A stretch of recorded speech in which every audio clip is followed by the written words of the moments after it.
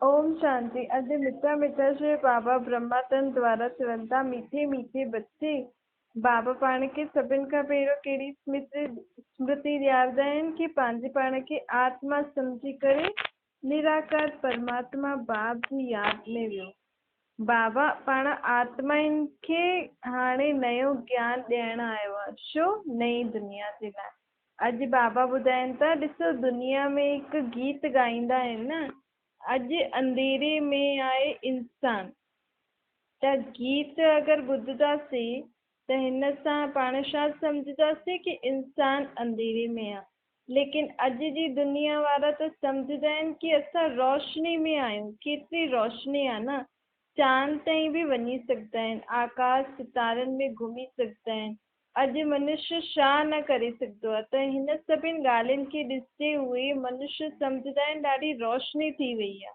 परंतु पोइ गीत अहिड़ो छो ठातो अथनि? ठातो त दुनियावी माण्हुनि ई ठातो आहे न कि असां अंधेरे में आहियूं।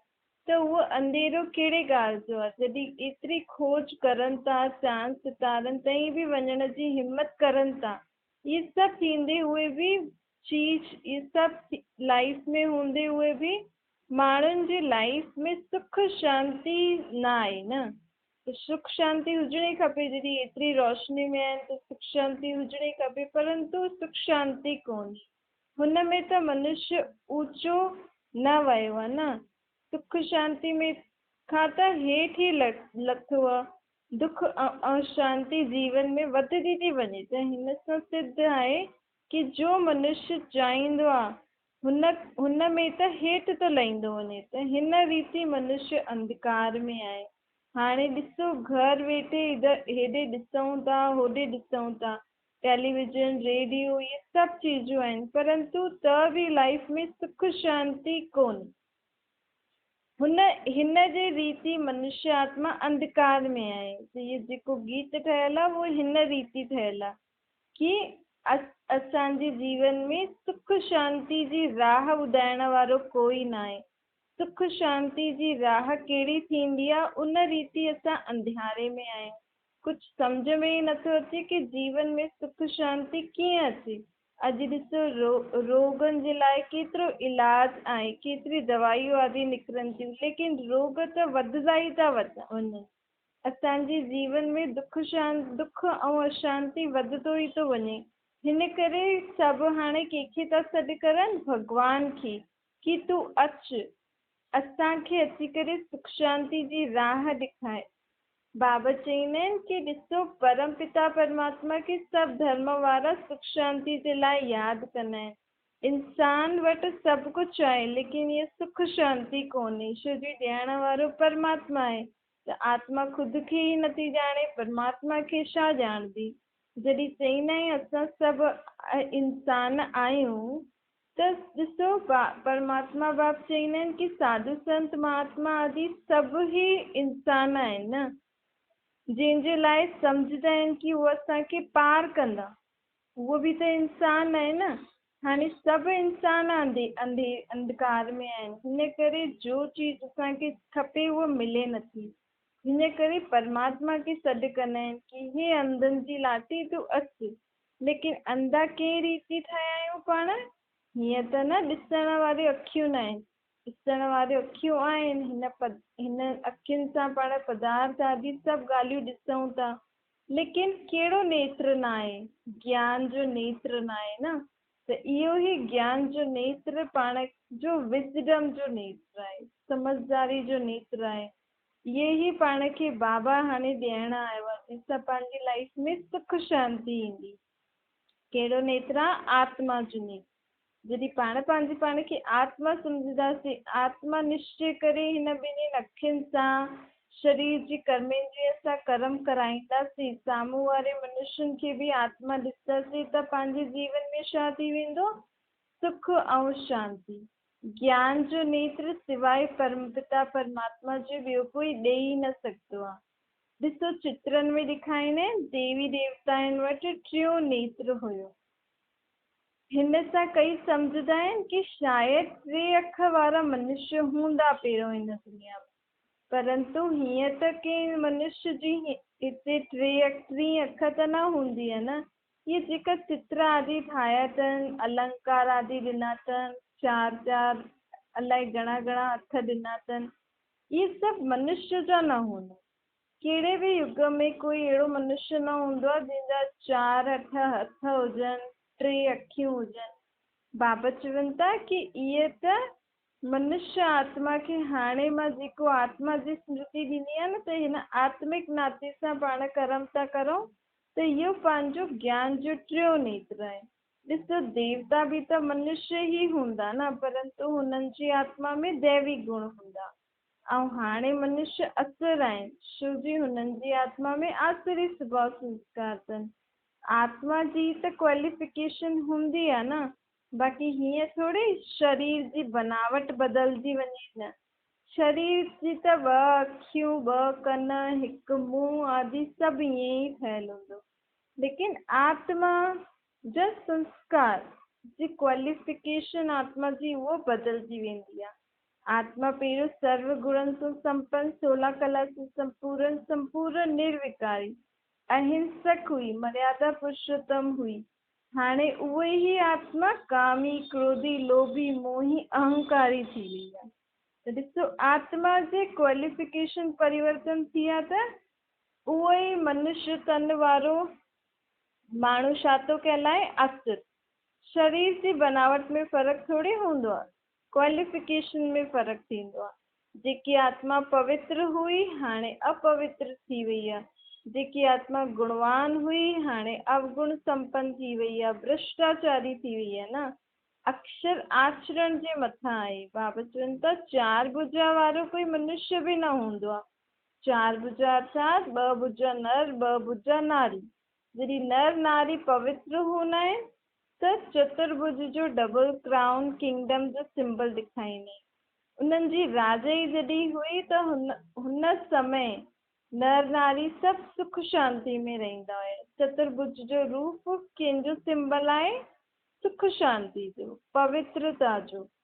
ऐं उहो ई नर नारी में जॾहिं आत्मा में 5 विकार आया, 5 विकार स्त्री में, 5 विकार पुरुष में, त उहो ई घर गृहस्थी छा थी वई? अपवित्र थी वई न। त हुन सां छा थी वियो? दुख अशांति थी वई, रावण जी प्रवेशता थी वई। रावण खे 10 तीस वारो ॾेखारींदा आहिनि न, हुन जो बि अर्थ हूंदो आहे 5 विकार स्त्री, 5 विकार पुरुष। जॾहिं इहे 2 ॼणा मिलंदा आहिनि त घर छा थी वेंदो आहे? दुख ऐं अशांति वारो, छो जी अपवित्र थी वेंदो आहे न। जॾहिं नर नारी अपवित्र थी वेंदा त संसार बि दुखी थी वेंदो। जिते नर नारी पवित्र हूंदा आहिनि हुते संसार सुखी थींदो आहे। त चतुर्भुज जो सिंबल सत्य त्रेता जो आहे ऐं रावण जो सिंबल द्वापर कलयुग जो आहे। हाणे मनुष्य पवित्र रहंदा त नेचुरल हेल्थी बि रहंदा ऐं सत्युग में हुननि जो बनावट फीचर्स आदि नेचुरल ब्यूटी रहंदी। हिन रीति फ़र्क़ु पइजी वेंदो आहे। बाक़ी हूंदा त 2 हथ 2 अखियूं ईअं ई हूंदो, लेकिन हेल्दी वेल्दी हैप्पी हूंदा। हाणे छा थी विया आहिनि? दुखी, रोगी ईअं थी विया आहिनि। त बाबा चवनि था मां तव्हांखे हाणे ज्ञान जो नेत्र ॾियणु आयो आहे। इहे नॉलेज जो नेत्र सां ई तव्हांजे जीवन में सुख शांति ईंदा। हिते त सभु इंसान खोजते खोजते थकिजी विया आहिनि न। जेतिरो खोज करनि था ओतिरो ॿियो ई दुख अशांति वधंदो थो वञे। ॾिसो, खोज छो कबी आहे? सुख जे लाइ कबी आहे न, लेकिन हुननि सभिनि चीजुनि सां पाण खे दुख थो थिए त अहिड़ी खोज जो छा फ़ाइदो? हाणे बॉम्ब्स आदि छा चीजूं था ठाहिनि न त साइंस अगरि सुठी रीति कोई कार्य में लॻाए साइंस जे कम खे त ॾाढी सुख वारी चीजूं हूंदियूं। इहे साइंस सत्युग में बि हूंदी, लेकिन साइंस जेकी सत्युग में हूंदी हुन सां सभु सुखदाई चीजूं ठहींदियूं। हितां जी जेकी साइंस आहे हुन सां मनुष्य खे दुख बि थिए थो, सुख बि थिए थो। अर्थात साइंस वारा संस्कार जेका हूंदा आहिनि, जीअं आत्माउनि में इहे संस्कार हूंदा आहिनि, एरोप्लेन आदि ठाहिण, सुठियूं फास्ट चीज ठाहिण जिते सभु कुझु जल्दी जल्दी थी वञे, इहे सभु सत्युग में हूंदा, लेकिन सभु सुख जे कमु ईंदा। ॾिसो विनाश काले विपरीत बुद्धि आहे न, हिन करे सभु कम जेको बुद्धि सां करनि था उल्टो ई था करनि। हाणे हिन समय सभिनि जी बुद्धि उल्टो कमु कंदी आहे, दुनिया जो नाश जो ई सोचदी आहे। पाण दुनिया जे नाश जे लाइ बॉम्ब्स वारनि खे ॾिसूं, हुन खां पहिरियों पाण पंहिंजे पाण खे ॾिसूं कि सॼो ॾींहुं पाण केतिरो समय ॿियनि जे लाइ बुरो सोचूं था, बुरो ॻाल्हायूं था, बुरो करूं था। त मनुष्य आत्मा जी बुद्धि हिकदमि ॿियनि जे लाइ बुरो सोचे थी, ॿियनि जो नाश करण जो सोचे थी न। परंतु परमात्मा बाप पाण खे ईअं न चईंदो आहे कि तव्हां ॿियनि जो बुरो सोचो, ॿियनि जो नाश करो। त जंहिंजी बुद्धि में इहो कमु थो हले हुनजी बुद्धि परमात्मा सां विपरीत थी वई न। हिन करे ॻाल्हि आहे विनाश काले विपरीत बुद्धि, कंहिंसां? परमात्मा सां। हाणे बाबा पाण खे प्रीत बुद्धि कीअं रखूं हिक ॿिए सां, हूअ ओड़ी बुद्धि ॾियण आयो आहे। जॾहिं पंहिंजी परमात्मा सां प्रीत लॻंदी त पंहिंजे पाण सभिनि आत्माउनि सां बि पंहिंजी प्रीत लॻंदी। माया अची करे सभिनि खे विपरीत बुद्धि ठाहे छॾनि। माया अर्थात पंज विकार। हिन दुनिया में कई माण्हू हेॾो सम्झंदा आहिनि कि हिन अखियुनि सां जेको बि ॾिसूं था इहा माया ई माया आहे। शरीर भी माया, संसार भी माया, धन संपत्ति भी माया। परंतु बाबा चवनि था माया त पंज विकार हूंदा आहिनि, माया कोई धन संपत्ति थोड़ी हूंदी आहे। ॾिसो धन संपत्ति त देवी देवताउनि वटि बि हूंदी न, शरीर त देवताउनि खे बि हूंदो, संसार त देवताउनि जी दुनिया में बि हूंदो। पोइ छा हुते माया हुई? न न, माया अर्थात पंज विकार। विकार ही माया आहिनि, माया ही दुख ॾींदी आहे, अर्थात विकार सां ई दुख मिलंदो आहे न। बाक़ी धन संपत्ति जेकी हुजे उन्हनि खे त सुख मिलंदो आहे न। संपत्ति त सुख जो साधन आहे। परंतु हाणे उहे संपत्ति इम्प्योर थी वई आहे, अपवित्र थी वई आहे न, छो जी हर चीज़ में पंज विकार आहिनि। तो माण्हू धन भी विकारनि जी बलबूते ते ई त कमाए थो। कोई काम विकार जे कारण धन थो कमाए, कोई क्रोध करे, कोई लोभ करे, कोई मोह करे, कोई अहंकार वश थी करे। बाबा चवनि था सभु चीज़नि में इहे विकार आहिनि, हिन करे सभु चीज़नि सां तव्हांखे दुख थो मिले।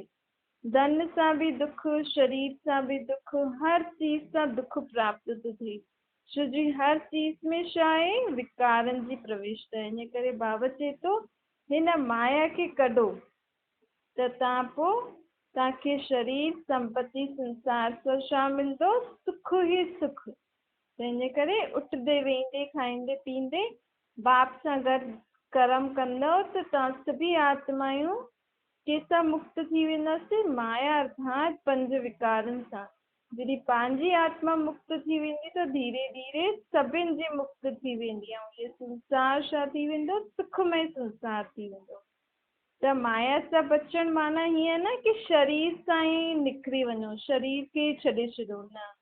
असां संसार में अचो ई न, ईअं न सम्झबो आहे। संसार ही माया है। कई माण्हू चवंदा आहिनि संसार ही माया आहे, कई बि चवंदा आहिनि जगत मिथ्या आहे। लेकिन जगत मिथ्या न आहे, जगत त अनादि आहे न। हिनखे मिथ्या ठाहियो आहे कि विकारनि जे कारण मनुष्य दुखी थी विया आहिनि न। हाणे हिन संसार खे पवित्र ठाहिणो आहे परमात्मा जी शक्ति सां, लड़ाई झगड़ो करे न।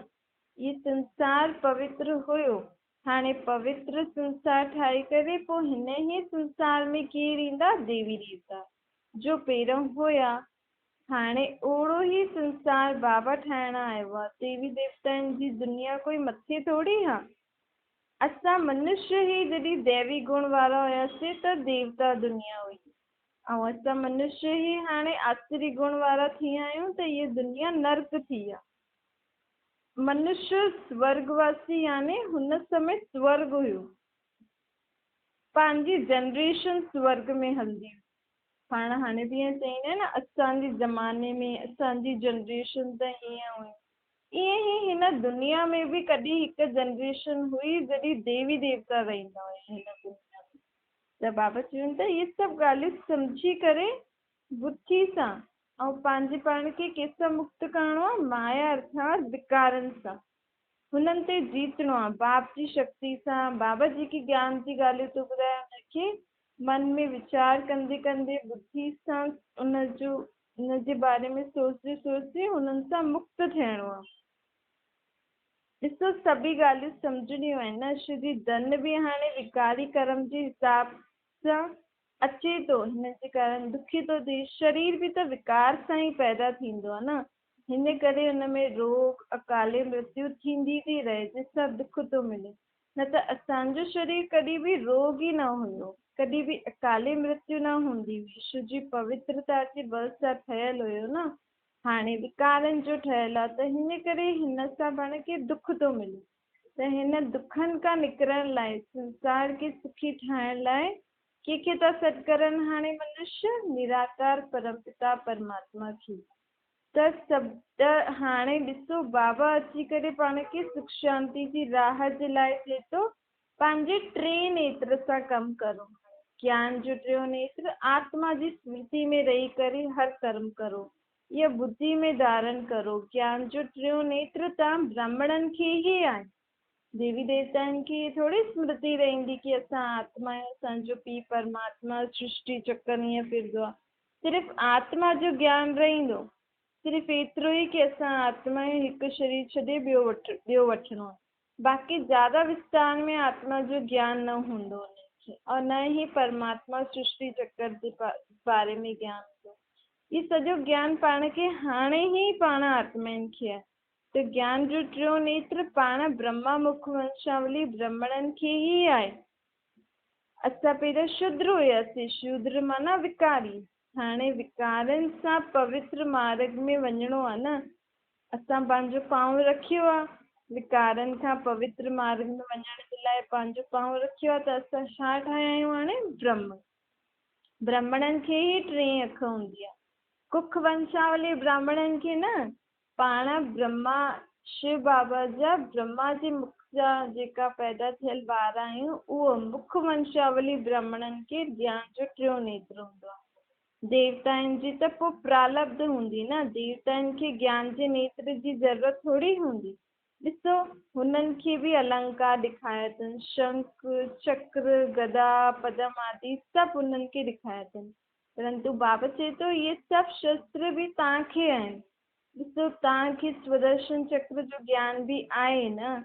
आत्मा खे ख़ुदि मां आत्मा कीअं सृष्टि जो चक्कर काटे आई आहियां, सत्युग त्रेता द्वापर कलयुग, इहो ज्ञान तव्हांखे अथव। त तव्हां केरु आहियो? स्वदर्शन चक्रधारी। तव्हांखे शंख बि अथव, तव्हां ज्ञान ॿुधी करे सम्झी करे सभिनि खे ॿुधायो था न। तव्हां वटि गदा बि अथव, तव्हां बाप जी यादि सां सर्व बुराइनि सां विजय प्राप्त करण वारा, ऐं तव्हां कमल पुष्प समान पवित्र बि रहंदा आहियो। त तव्हां वटि कमल जो फूल पदम बि अथव न। शंख बि ज्ञान जो आहे, परंतु भक्ति मार्ग में उहे सभु चीजूं स्थूल जी ॾेई छॾिजनि, स्थूल चीजूं ॾेई छॾिजनि, उहो वॼाईंदा आहिनि। परंतु असली में हुन शंख वॼाइण सां कुझु थोरी थींदो आहे। इहे जेका बाबा पाण खे ॻाल्हियूं थो ॿुधाए, इहे जॾहिं पंहिंजे पाण में धारण करे सभिनि खे ॿुधायो, त हिन सां पंहिंजो उद्धार थींदो। पंज विकारनि ते जीत पाइण लाइ बाबा पाण खे शक्ति बि थो ॾे, गदा बि त आहे न। ॾिसो बाबा पाण खे चए थो कि हाणे तव्हांखे पुराणो सभु कुझु छॾिणो आहे। हर एक चीज नई खां पुराणी त थींदी आहे, इहे नियम आहे न। समय ते पुराणो थियणो ई आहे। जॾहिं पुराणी थींदी तॾहिं त नयो ईंदो न, ऐं तॾहिं पाण नयो ठाहींदासीं। त इहे चीजूं सभु पुराणी थी वेंदी। हर चीज जो हर वक़्त जो कहिड़ो कीअं कीअं नियम आहे, कीअं चीजूं अचनि थियूं, कीअं पुराणियूं थी थियनि, कीअं ख़तम थी वञनि, इहे सभु ड्रामो ठहियलु आहे। पाण खे त बसि बाबा चए थो कि बच्चे ऊच पद पाइण लाइ हाणे पुरुषारथ करो। तव्हांखे बसि इहो ई कमु करिणो अथव, पुरुषारथ कयो, पंहिंजे अंदरि उहो ई दैवी गुण संस्कार धारण करण जा। बाक़ी ॻाल्हियुनि सां पंहिंजो कोई मतिलबु न आहे। बाप खे यादि करो, दैवी गुणनि जी धारणा करो। ॾिसो आत्मा जी गिरजी कला, आत्मा जी चढ़ती कला त थींदी ई रहंदी। हर कल्प में हिकु बार बाबा अची करे आत्माउनि जी चढ़ती कला कराईंदो, अर्थात आत्माउनि खे वरी खां शक्तिशाली गुणवान मर्यादा पुरुषोत्तम ठाहींदो आहे। पोइ 4 युगनि खां पोइ आत्मा वरी खां कलाहीन थी वेंदी आहे, वरी खां उहो पतित थी वेंदी आहे, वरी खां पतित पावन बाप अची करे पावन ठहींदो आहे। हीउ चक्कर त हलंदो ई रहंदो। हिन करे ज़्यादा हिन जे बारे में वीचार कि हीअं छो थींदो आहे, हीअं छो शो जो प्रश्ननि में न वञो। बसि जेको ॿुधो था, जेको सम्झो था, हुनखे सम्झी करे हलंदा हलो। बाबा खे यादि करो, दैवी गुणनि जी धारणा करो। ज़्यादा शो कंहिं जे क्वेश्चन में वेंदव न त क्यू लॻी वेंदी आहे।